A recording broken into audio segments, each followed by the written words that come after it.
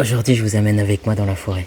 Le matin, j'aime bien partir tôt de ma cabane et aller marcher dans la jungle. J'essaye de marcher en faisant le moins de bruit possible pour pouvoir écouter le mieux possible le chant silencieux de la jungle.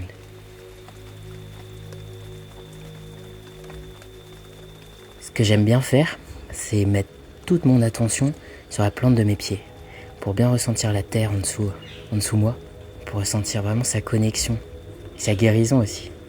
Mes promenades prennent une dimension sacrée d'un coup. Je me rends compte que je fais partie de cette jungle maintenant.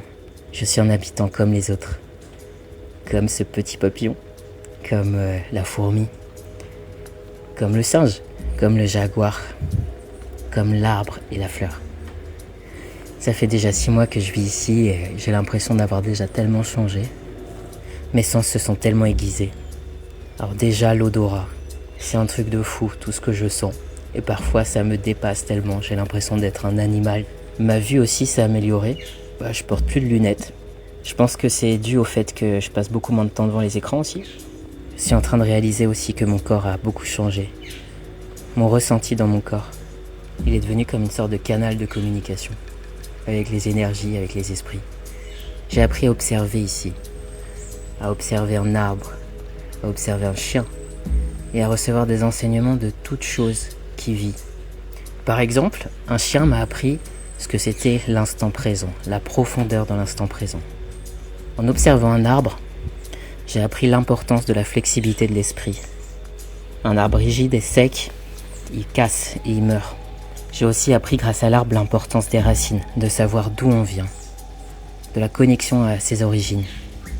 Sans racines saines, l'arbre tombe et meurt. J'ai aussi appris ici que chaque âme, chaque être humain est connecté à 2 éléments. Moi, les miens, c'est l'eau et l'éther. L'eau, elle me soigne. Elle purifie mes énergies. Et la lune m'a montré comment utiliser son énergie combinée à celle de l'eau pour renforcer ma structure énergétique.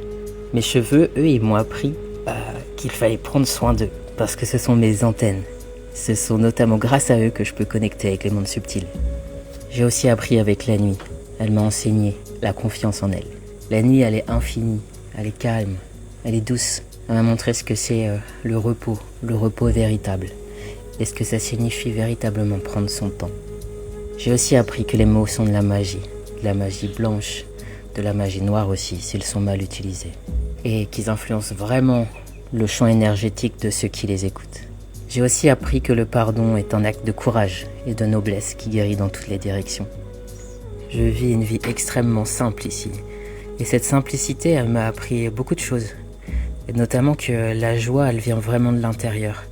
Et que j'ai besoin de très peu de choses en vérité pour être profondément heureux. J'ai besoin de l'amour de ma famille, j'ai besoin d'un peu de peinture, de la nature et de très bons amis.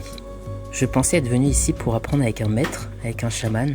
Et en fait, j'ai compris que mes véritables enseignants se trouvent dans chaque rencontre que je fais, qu'elle soit humaine ou autre. Et en tout premier lieu, bien sûr, c'est la nature, ma première enseignante, la nature et ses esprits. L'enseignement, il est direct, les messages sont précis, exactement ce dont j'ai besoin en vérité. Rien de plus, rien de moins. Et la chose la plus importante que j'ai appris ici, ces 6 derniers mois, c'est que je suis à la fois le maître et l'étudiant, au même endroit et au même moment.